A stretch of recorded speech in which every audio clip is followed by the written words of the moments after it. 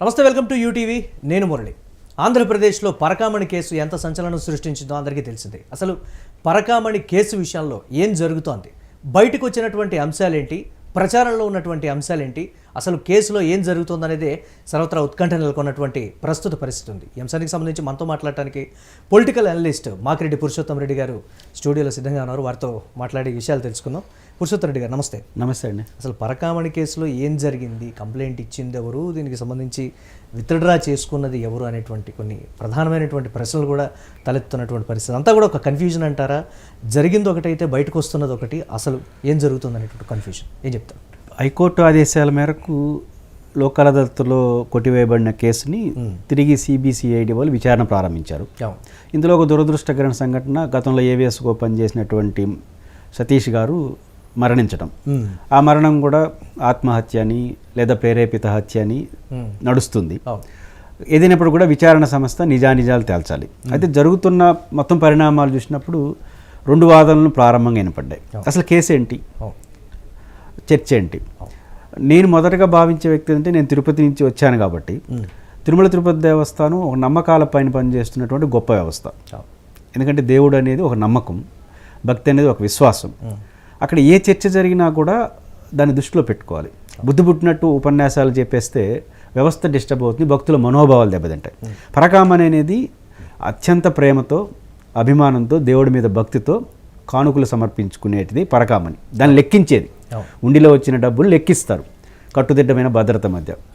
ఇక్కడ ఎంత చర్చ నడుస్తుందంటే, రవికుమార్ అనే వ్యక్తి టీటీడీ ఎంప్లాయ్ అంటారు, కాదు, అతను జిఆర్ వ్యవస్థలో పనిచేసే పరచారక్. ఓకే. అయితే సాంప్రదాయం ఏంటంటే, లెక్కింపు వేసేటప్పుడు ఆ జిఆర్ వ్యవస్థలో పనిచేసే వాళ్ళు ఒక రిప్రజెంటేటివ్ ఉంటాడు, సంతకం పెడతాడు. చాలా పటిష్టమైన ఏర్పాట్లు ఉంటాయి.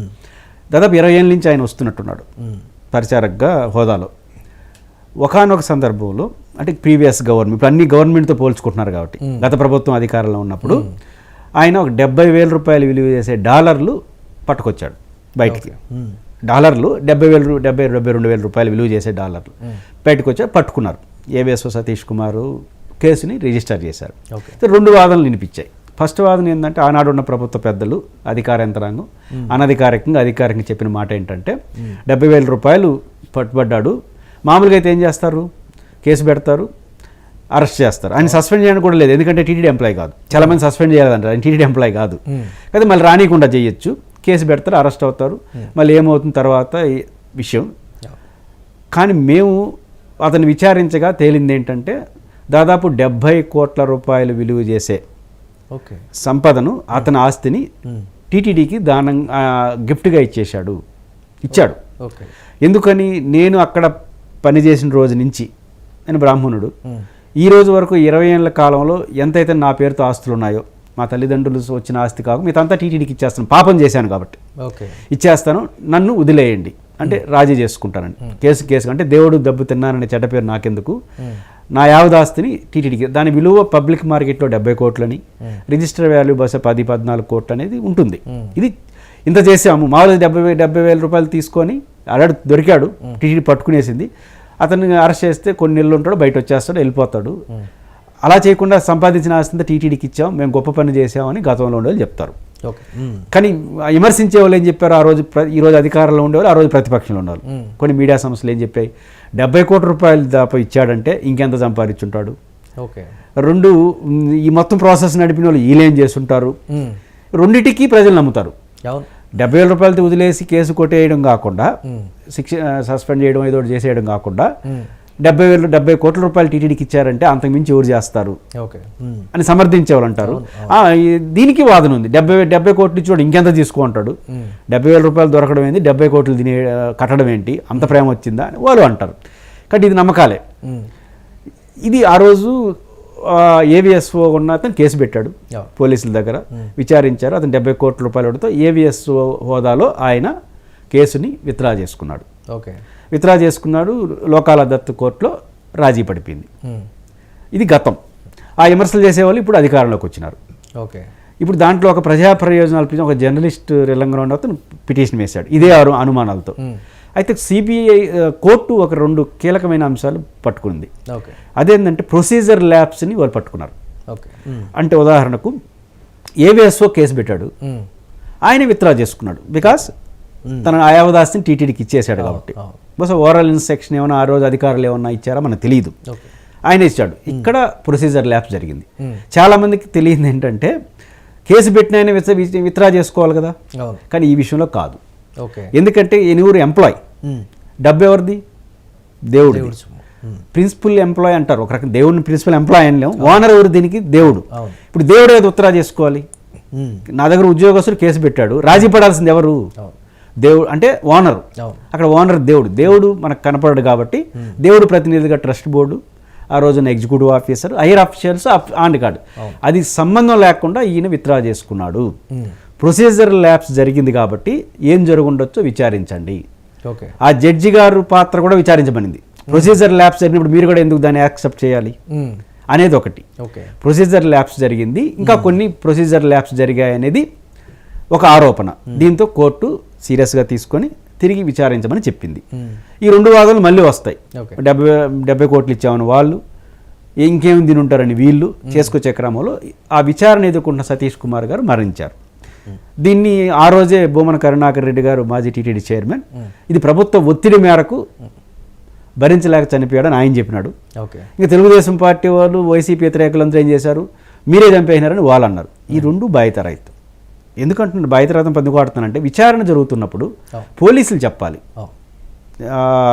ఫోరెన్సిక్ ల్యాబ్ పంపిస్తారా, పోస్ట్ మార్టం పంపిస్తారా, మరణమా ప్రేరేపితమా, అంటే పోలీసులే కావాలని ఇటువంటి అంశాలని లీక్ చేస్తున్నారా అనేటువంటి రకరకాల వాదనలు ఉన్నాయి. ప్రభుత్వమే ఇలా ప్రాపగండాగా ఏదో చేస్తుంది అనేటువంటి రకరకాలైనటువంటి విమర్శలు అసలు ఉన్నటువంటి. జనరల్గా ఇప్పుడు మీడియాలో మీడియా సమస్యలు ఉంటాయి. మీరు కూడా రంధ్రాన్వేషణ చేస్తారు కదా, తీసుకుంటారు, మీరు ఊహాజనితమైన అన్ని ముందుకు తీసుకొస్తారు. మీడియా చేయడాన్ని నేను తప్పట్ను, అది వాళ్ళు ప్రొఫెషనల్గా చేస్తారు, ఏం జరుగుండొచ్చు అని మీ యాంగిల్లో మీరు చేస్తుంటారు. కానీ ఇక్కడ రాజకీయ పార్టీలు నేరుగా ఫలానా కారణం అని జస్టిఫికేషన్ ఇవ్వడం వల్ల ఏమవుతుంది, అప్పుడు పోలీసులు ప్రెజర్ పెరుగుతుంది. అంటే ఈరోజు అధికారంలో ఉన్న పార్టీ రేపు అవకాశం ఉంటే అధికారంకి వచ్చే పార్టీ. కానీ ఇద్దరు చెప్తే వ్యవస్థ ఇండిపెండెంట్గా పనిచేస్తుంది. ఏం చేసినా ఇప్పుడు అది ఆత్మహత్య అన్నారనుకో, ఆ వైసీపీ వాళ్ళు చెప్పిందే కరెక్ట్, ప్రభుత్వం చేసిందని ప్రభుత్వం సమర్థించే వాళ్ళందరూ పోలీసులు కూడా తప్పుపడతారు, వాళ్ళ ఇన్ఫ్లుయెన్స్ గురైంది. అట్లా ఉంటాయి. కాబట్టి రాజకీయ పార్టీలు దీంట్లో జోక్యం చేసుకోకుండా మీకు ఏదైనా ఆధారం ఉంటే వ్యవస్థకి ఇవ్వాలి. అలా కాకుండా రాజకీయ పార్టీలు పరస్పర విమర్శలు చేయడం వల్ల ఇది వివాదం అవుతుంది. ఏదైనప్పటికీ ప్రొసీజర్ ల్యాప్స్ జరిగిందనేది వాస్తవం. అంటే విత్డ్రా చేసుకునే పద్ధతి ఇది కాదని. ప్రొసీజర్ ల్యాప్స్ వరకే పరిమితమా, ప్రొసీజర్ ల్యాప్స్ ఎందుకు చేసినారు అంటే దీని వెనకాల ఏమైనా మతలబు ఉందా అనేది ఇప్పుడు విచారణలో తేలాలి. మాలాంటి వాళ్ళు భావిస్తుంది ఏంటంటే విచారణలో తేలనివ్వండి, ఆ మరణాన్ని విచారణలో తేలనివ్వండి, పరకామణిలో ఏం జరిగిందో విచారణ తేరనివ్వండి. ఈ విచారణలో తేల్చాల్సిన విషయాలు రాజకీయ పార్టీలు భుజానికి ఎత్తుకున్నాయి. ఇది చాలా ప్రమాదకరం. ముఖ్యంగా టెంపుల్ లాంటి ఇన్స్టిట్యూషన్లో జరగకూడదు. కాబట్టి ఇంకా సిబిసిఐడి ఏం విచారిస్తుంది, కోర్టు ఏం చెప్తుందో అంతవరకు మనం వేయించేక తప్పదు. అంటే వైవి సుబ్బారెడ్డి, కరుణాకర్ రెడ్డికి ఈ కేసుతో సంబంధం ఏంటి అసలు?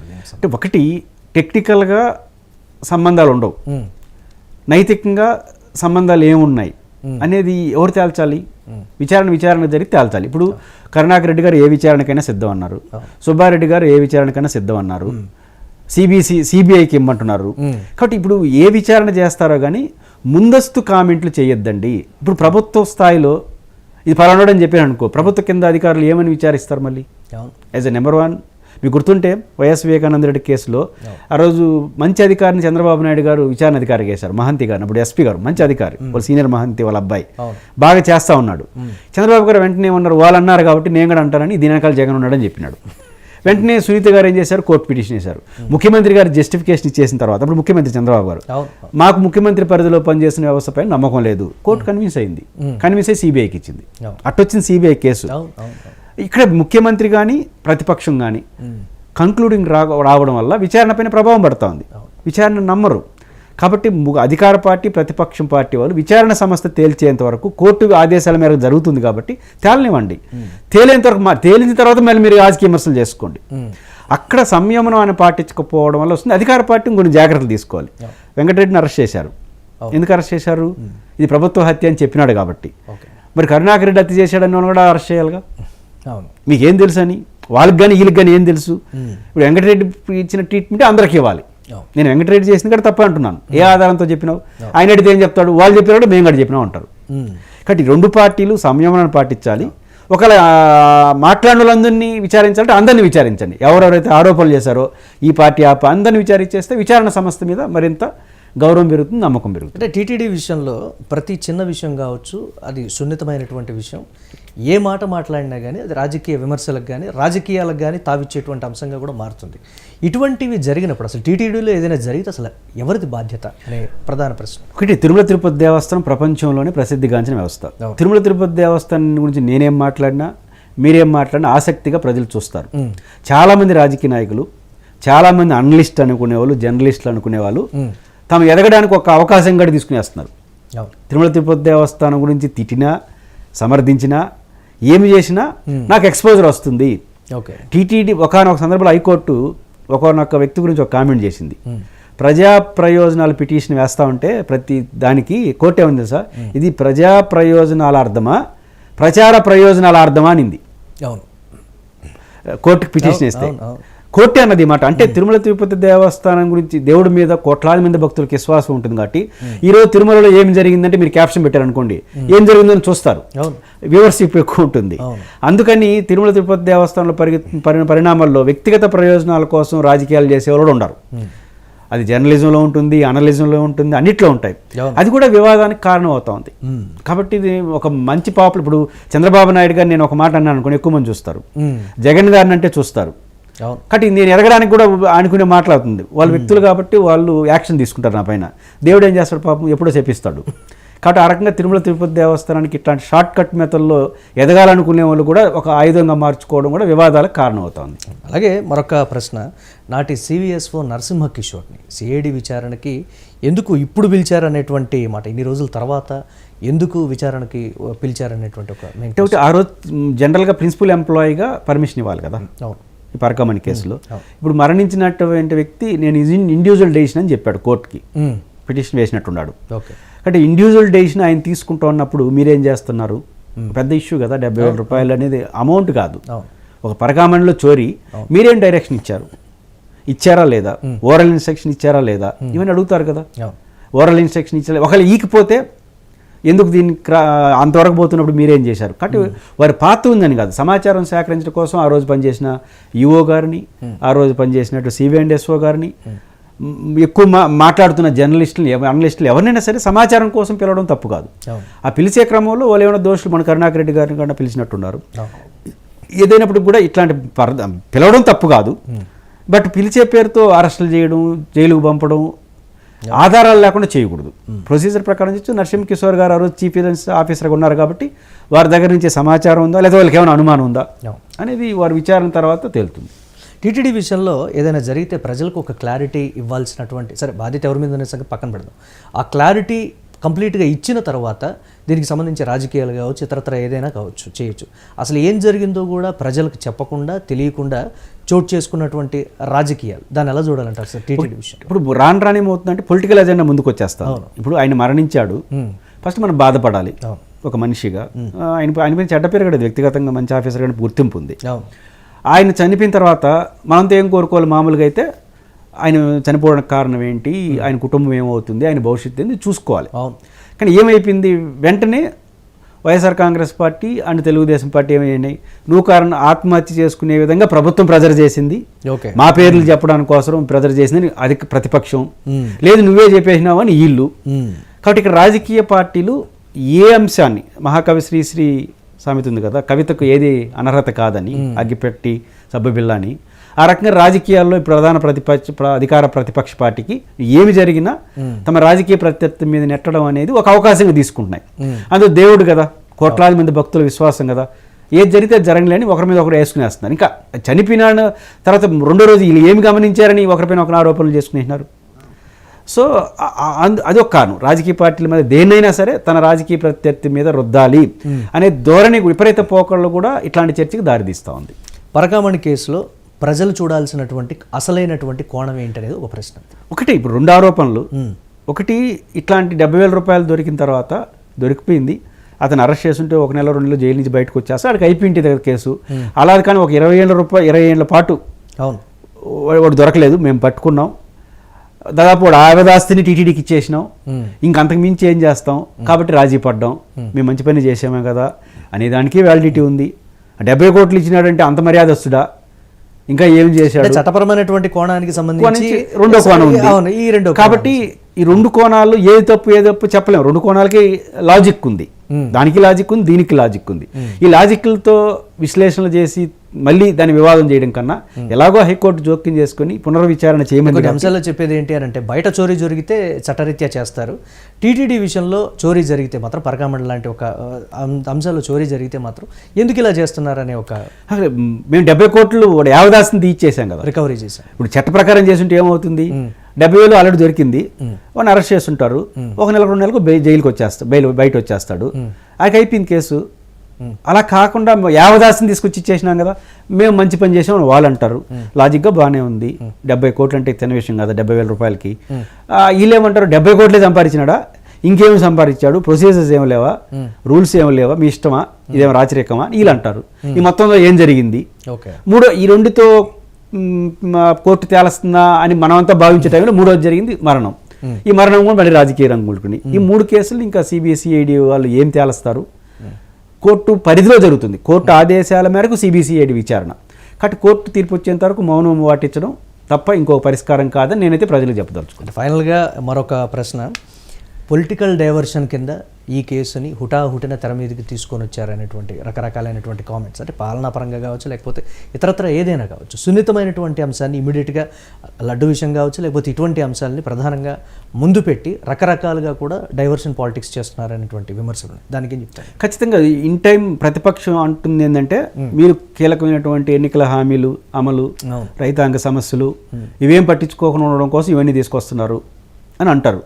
అది ఎప్పుడు ప్రజలు నమ్ముతారంటే, అటో ఇటో తేల్చకపోతే ప్రభుత్వం తొందరగా తేల్చేశారనుకోండి, ప్రభుత్వాన్ని విశ్వసిస్తారు. తొందర తేల్చకుండా జీవితకాలం మాట్లాడుకుంటా ఉన్నారనుకోండి, ఇక్కడ రాజకీయాల్లో ప్రజలు లాజిక్లు నమ్ముతారు. అంటే ప్రతిసారి టీటీడీని ఎప్పుడు రాజకీయాల్లో ఒక అంశం అయిపోతున్నటువంటి పరిస్థితి. అంటే ఎక్కువ మంది ప్రజలు రీచబిలిటీ ఉంది కాబట్టి మనకు కావాల్సిన అల్టిమేట్గా ప్రజలు ఓట్లే కదా, దాని చుట్టే రాజకీయం చేస్తుంటారు. దాన్ని ఇంకా మనం దాన్ని ఆపలేము. బట్ అధికార పార్టీ గుర్తుపెట్టుకోవాల్సింది, మీరు ఆరోపణలు చేసిన విచారణ సంస్థలంతా ప్రభుత్వం పరిధిలో ఉంటాయి కాబట్టి తొందరగా తేలిస్తే ప్రభుత్వానికి మంచిది. సంవత్సరాల తరబడి ఆరోపించుకుంటా ఉంటామంటే, ఇప్పుడు జగన్మోహన్ రెడ్డి గారు చెప్తున్నట్టుగా డైవర్షన్స్ కోసం ఇవి చేస్తున్నారని నమ్ముతారు జనం. ఇక్కడ జనం నమ్మకానికి ప్రామాణికం ఏంటంటే లాజిక్. ఓకే, అధికారంలో ఉండే వాళ్ళు ఆరోపిస్తున్నారు, తేల్చేయండి, శిక్షించండి. ఇది చేయకుండా మేము ఆరోపణలు చేసుకుంటూ ఇట్లే కాలం గడుపుతామంటే మాత్రం ఒకనొక దశ దాటిన తర్వాత అది నిజమైనా కూడా మీరు రాజకీయం కోసం చేస్తున్నారు అంటారు. ప్రజలు గమనిస్తుంటారు, ఖచ్చితంగా గమనిస్తారు.